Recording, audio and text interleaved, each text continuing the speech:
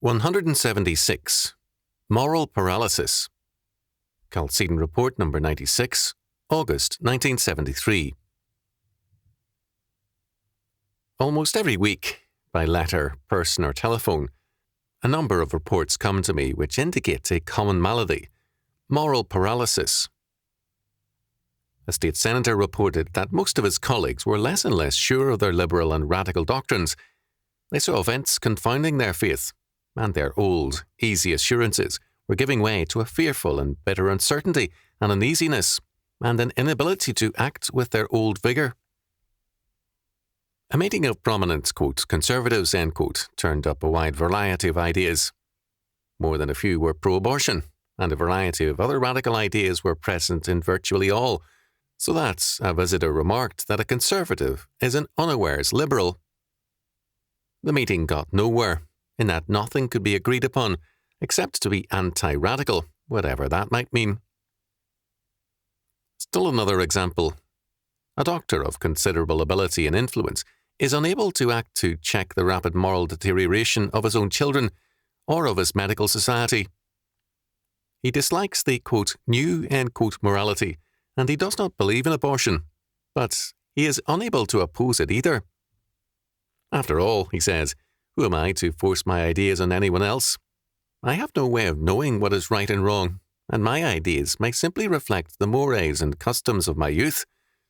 All I can say is that I have my principles, and they are mine, but I can't say they are good for everybody. To a limited degree, the doctor is right. If a man's principles are merely his own, then he has no right to impose them on anyone else, nor can he logically do so. The result is a moral paralysis. Even what he holds to be good for himself is then meaningless, because it has no roots in reality for him. As long as the Marxists believed in dialectical materialism and the, quote, inevitability, end quote, of the triumph of the proletariat, they had vitality and drive. They believed that history made their victory inescapable. The growing disillusionment of Marxists and the growth of awareness of the basic relativism of their premises has led to a decline of power and a creeping moral paralysis. Moreover, the followers of the left have become increasingly aware that pragmatism, not principles, governs their leaders. However pragmatic people may be in their personal lives, they want their leaders to be guided by principles. This is a moral contradiction, but all the same true. In the 1930s, dedicated young liberals read The Nation as the voice of idealism. Now, aging and pragmatic liberals read The Nation and agree with writers like Hans Konigsberger when he denies that Juan Domingo Perón was ever a fascist dictator. Konigsberger solemnly declares that the fascist and Nazi labels were tied to Perón by the US State Department and a section of the press. Perón is now the champion of the Argentine left, and we are reminded that he was never in favour of free enterprise and free trade.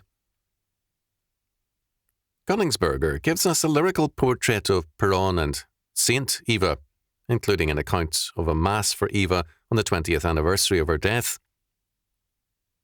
The old magic is gone, however, and the report reads better as humour and caricature rather than political fervour. Hans Konigsberger, Argentina joins the Third World, The Nation, July 2nd, 1973, pages 17 to 20. It is, however, typical. Pragmatism and partisanship have displaced principles to a very great degree. The 1960s saw worldwide student action, followed by student inertia. For many, the student movements of that decade were the beginning of a new world order, but their only consequence has been a deeper descent into cynicism and moral paralysis. The flaw of these movements was a very obvious one. Moral strength and advantage was associated not with character and principles, but rather with holding that things are wrong. Youth held itself to be morally superior because it was declaring the world and its parents to be in the wrong. This was true enough at many times, but it meant nothing, because these young critics were no better and sometimes worse than the things they criticized. Recognizing theft when one sees it does not make one an honest man. After all, thieves are best at recognizing theft. Moral reform does not mean the ability to recognize evil, but the power to do good and to rebuild in terms of righteousness and justice. A major fallacy of our time is that righteousness is equated with denunciations of evil, which means that those with the best nose for dirt gain the best reputation for character. Not surprisingly, moral reform in the 20th century generally begins and ends with investigating committees and groups, and a report on evil is equated with moral strength. The result is a growing moral paralysis, and, increasingly, a world scene in which every pot is calling every kettle black, and they are all right. Let us repeat it. There is no moral advantage in detecting evil, only in doing good. At this point, our world is seriously derelict and ineffectual. Its moral paralysis runs deep, and its roots are in the inability of men to declare what is right for all men at all times. Let us turn again to the doctor who does not want to impose his ideas on his family and his profession. If we are moral, and if we refuse to practice abortion only because we do not like the alternatives, then we can neither claim righteousness for our position nor impose it on anyone else.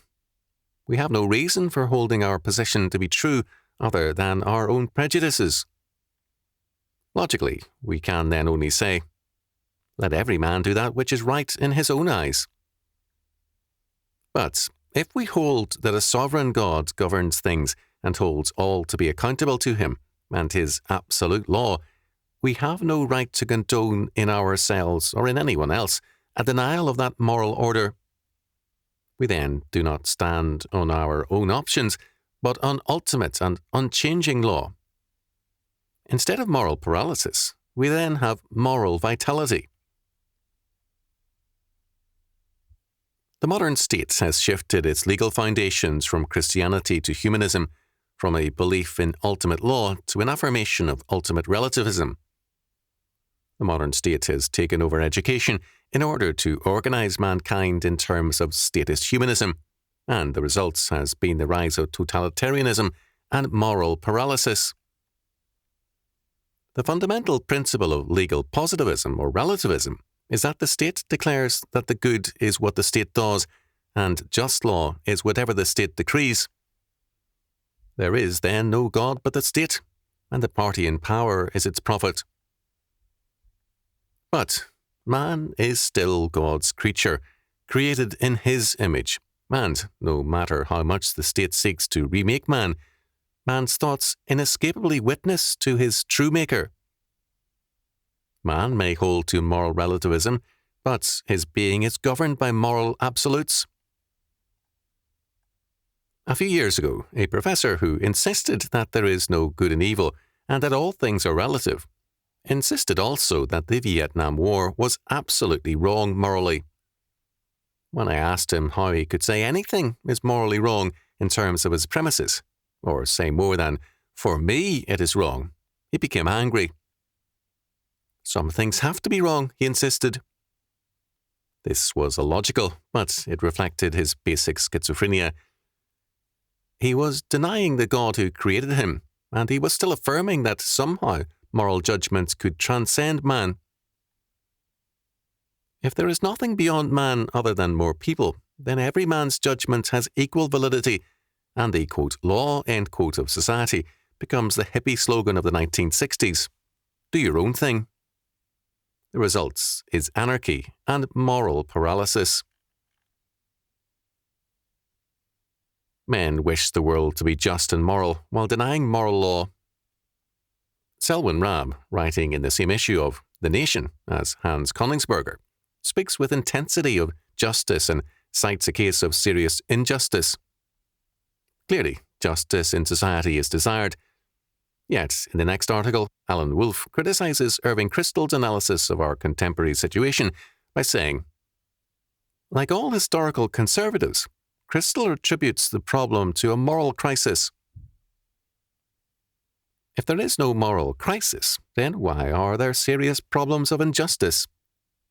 And if there is no absolute right and wrong, why be concerned about purely relative matters? The fact is that people in growing numbers are unconcerned. Truth and justice mean less and less to them. In a relativistic perspective, the only legitimate personal, quote, moral, end quotes, goal can be self-realization. Nothing counts save the absolute individual, who can realize himself only at the expense of others. If we try to replace this with a social realization for humanity, then we say that the state has the right to realize itself at the expense of the individual. In either case, we have no valid ground for moral action. A man cannot climb up a ladder unless that ladder can be given a base on hard and solid ground. A ladder cannot be planted in air or on clouds. To climb, a man must first have a valid base to start from. Similarly, men in society require a valid base for moral action and progress. That foundation is the God of Scripture. As the psalmist observed long ago, "Except the Lord build a house, they labour in vain that build it. Except the Lord keep the city, the watchman waketh but in vain." Psalm 127, verse 1. Moral paralysis affects different men in different ways. Some years ago, Goss commented on the deep melancholy of the poet Thomas Gray and others who showed clearly the decay of the will to live, which was an aspect of the Enlightenment. Of Gray, he wrote, "He never habitually rose above this deadly dullness of the spirits. Nothing was more frequent than for men, in apparently robust health, to break down suddenly, at all points, in early middle life. People were not in the least surprised when men like Garth and Fenton died of mere indolence, because they became prematurely corpulent and could not be persuaded to get out of bed." Edmund W. Goss, Gray, pages 13 and 14. Not all men show their moral collapse by means of physical or mental inertia.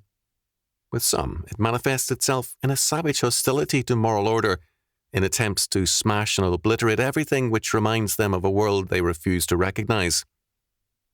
In either case, there is a moral paralysis insofar as any effective command of the future is concerned, and there is a loss of the ability to rebuild or even to perpetuate an order. For this reason, although moral paralysis is always a dangerous phenomenon, it is also a suicidal one. It has no future. Today, we have a phenomenal interest in the future, a vast curiosity about it, and futurology has become a, quote, science, end quote. A curiosity about the future is, however, definitely not the same as the ability to command it. There is a difference between idle curiosity and dominion. The calling of man under God is to dominion, and wherever there is true faith, there is an extension of God's power and of dominion in, through, and under him. Moral action means dominion, in the family and in all society. It means dominion over ourselves and over all the world, in every area of science, art, industry, agriculture, society, and life. Western civilization was not lost by the Church to its enemies. It was surrendered by default, by the inner decay of Christian theology and philosophy, and humanistic statism readily occupied the territory which the churches defaulted by their apostasy and waywardness. Today, the same process of default is in operation, this time by the humanists and statists. One report after another cites the growing cynicism and contempt of people for their political leaders and their growing disillusionment with the political hope, as well as the moral decay and paralysis which runs deeply in all classes. This being so, this is a time of great opportunity. The future belongs to men who can exercise dominion and who are under the dominion of Almighty God. The mind of the dying turns over the good and bad in his doctors and nurses. The living are at work, because the present and the future are theirs to redeem. For the living, the time of opportunity is a time of promise. There is no clearer way to view our time.